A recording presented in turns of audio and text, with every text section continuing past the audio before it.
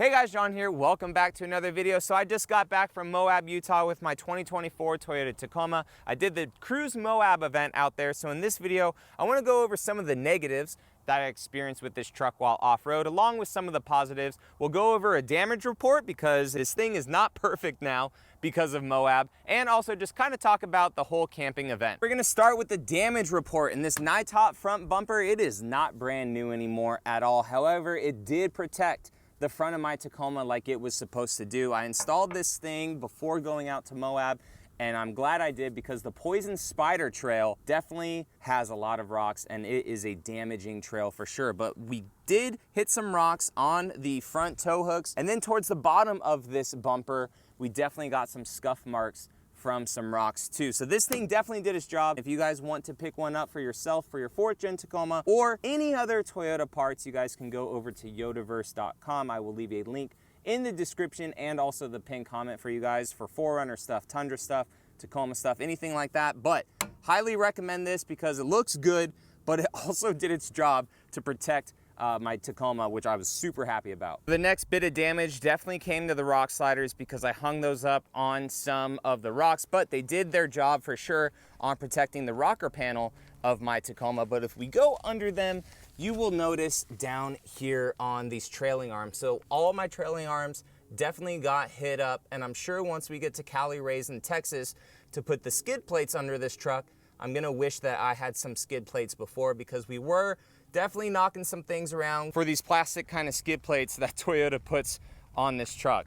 The next thing that damaged was the top recovery hooks in the back actually, and I'm glad that I had them because if you guys look at them, you could see that they're scuffed up on the bottom. Now I'm not sure because they did catch like kind of right here. I'm not sure if I didn't have these, if my bumper would have been fully protected. So I think that these protected my bumper on the corners because this truck, which is a positive, has a longer wheelbase than the 3rd gen Tacomas, and a lot of the 3rd gens were having damage on their rear bumpers on that Poisonous Spider Trail. So I got lucky because of these top hooks. However, my tow hitch receiver, it definitely did not. So we drug it a lot out there on the trail. You could see right here, it's bent up on the side. It really hangs super low on the Tacoma, but it's double walled, which is nice. So Toyota just, didn't give you a normal one here. They made it all nice and thick, but I definitely rubbed it a lot while out in Utah. And then the last thing that I noticed is the tailpipe. This tailpipe hangs way too freaking low. It's pretty much where it was and it hangs down a little bit lower, but I smacked that on the rocks. But don't worry, that thing is getting replaced for an axle dump kit by Top actually. So let's now talk about the positives, and holy crap, dude, look at this Arizona sunset, my gosh. Starting off with the positives, it's not even Toyota, it's Nitto. These tires, oh my gosh, they handled really well. I aired them down to about 20 PSI and the sidewall just gripped everything. No punctures, no crazy spinning, no caking up with any mud or anything. Super happy that I chose them over like Nitto's Recon grapplers just because the aggressive sidewall that these tires have, I feel like they would have slipped honestly a little bit more out on the trail if they were just a normal kind of all-terrain tire, but since they're an RT, like more of a hybrid, money, man. The next thing is the cameras. So I know that if you're a true off-roader, you don't need crazy camera setups or anything like that. You know what, man?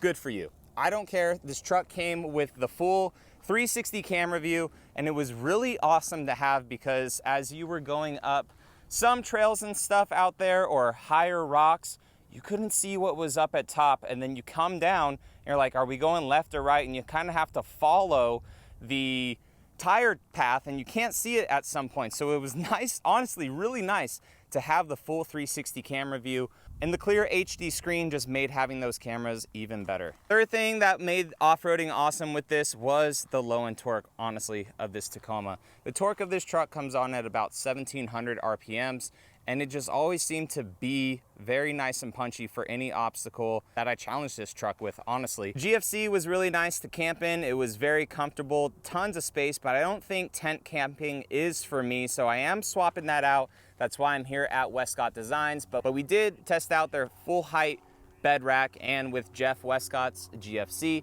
this one was on his Sequoia build and also on his Solar Octane 4Runner build, so we're gonna be taking that off tomorrow for something different. And lastly, The clearance back here in the back, I know I already touched on it, but with the longer wheelbase of this truck, all the third gens, we had, I think 2 or 3 third gens with us. We had 3 third gens with us. 2 of them smacked their bumpers back here on the same obstacles that I took this truck on. Maybe it was driver, I don't know, but it seemed that the truck with the little bit longer of a wheelbase, I didn't tag any of this. Again, I did say that those NiTop things may have helped out my rear end, and the exhaust pipe did definitely suffer some damage. Now let's get into some of the negatives that I found of this truck while off-roading. Spoiler alert, there honestly aren't that many issues that I had with the truck, but one standout thing was the suspension actually. And you may be thinking, well, John, the suspension's supposed to be really good. It's Bilstein's, it has a piggyback reservoir right there. You're right, it is very good suspension on-road and decent amount while off-road. My main complaint with it is the internal bump stops that this suspension has. And with the Westcott pre-color kit, I kind of find it a little bit faster because you'll notice like down here on the A-arms or anything, there aren't bump stops to this truck externally. It is all inside this tube right here from Toyota and also Bilstein. My main issue with that is that if you're going a little bit fast and your front end wants to drop out a little bit more, it's almost like the shock just like, it's very, very short, it feels like. And yes, the Westcott kit does not help, but I was also in another stock Tacoma out there while cruising around, and his truck, I felt the same thing. It felt like as you're going over some bumps sometimes, the front just kind of like locks itself out, and it doesn't travel as much as like an aftermarket suspension would, or I feel like even a TRD Pro suspension of the last generation. The rear suspension, it was great. I didn't have really any issues with the rear end, except for the fact that it was maybe just a little bit too soft, and you see the bump stop right there. That is a very hard bump stop. So when I would hit the bump stop, it would really feel hard. So I'm gonna definitely pick some different bump stops on this truck instead of those hard ones, and maybe just do slightly stiffer spring in the back because it's nice and plush on the road. That's where this suspension is really good, and for a decent amount of off-roading. But once the suspension starts to get pretty hot, I feel like I just found the bump stop just way too fast up front, and then the back, as it starts to get really soft, you know, you compress the back a little bit and then you hit that hard bump stop. So definitely gonna put some different bump stops on the back, and eventually maybe just new suspension on this whole truck. The Bilsteins, they did their job, but after 5,000 miles on road, off road, and gonna be 10,000 miles by the time I get back home to Florida with this truck, I feel like it's fair to say that I really found the limiting factors of this suspension. The second thing that I didn't like about this truck while off-road, look at this sunset, holy smokes, and it's self-induced, is the spare tire situation. So this tire is about a 33.8 inch tire. They're 285/75 R17, so again, close to a 34 inch tire. Now I didn't elect to run my tire carrier out there just because of all the kind of added weight on this truck. I didn't want it sagging too much in the rear, but I wanted to have a 5th spare in case I punctured anything, and it had to hang out back here because the spare tire that Toyota gives you, and not only that, but the spare tire fitment, look how tight this is, and this is like almost a convenience spare. So it's very, very close to the tow hitch right here. And not only that, but as we get closer to the front, you could see just how close it is to that track bar right there on the rear axle. Now, we did try to fit that tire under there at Westcott Designs, and it does not fit. So I think maybe the biggest spare tire size that you can get on a 4th gen Tacoma, unless you move the hitch around or something, is gonna be about a 33 inch tire, because that's like a 33.8. So that's, I know it's stretching and it's self-induced because I put bigger tires on this truck, but really that's the only other issue kind of that I had while off-roading, and that ties into just, I guess, storage space. It's a mid-sized truck, we're kind of going on, but I have a bunch of stuff, been living out of my truck for like the last month, so I just kind of ran out of storage space back here, just adding the sleeping bags and stuff in the back, camera gear, stuff under here of the seats, right? Like everything, which thank God I don't have a hybrid because I can actually put stuff under there.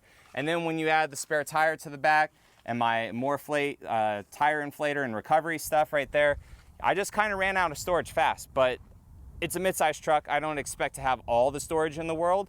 So I guess that just kind of coincides with me having to have a spare tire here in the back. So guys, Moab was absolutely awesome. To recap, the truck, it did really well. Some damage, just a little bit here and there, but for the most part, a lot of the truck protected itself. The tires did great. The suspension did great to an extent, but again, found the limiting factor quickly with those bump stops. I wish that we could put a little bit bigger of a tire into the spare tire spot. So again, if you go any higher than 33-inch tires, that may be an issue if you're trying to fit your spare up underneath. The power of the truck was great. The multi-terrain monitoring system was awesome. And the best part, I off-roaded the piss out of this truck and then drove 7 hours to Vegas and then another 5 hours here to Phoenix. I'm about to drive it to Texas and then back home to Florida. This truck has not skipped a beat. Knock on wood, this truck has not skipped a freaking beat. So I appreciate you all watching, and I will catch you in the next one. All right, see you later.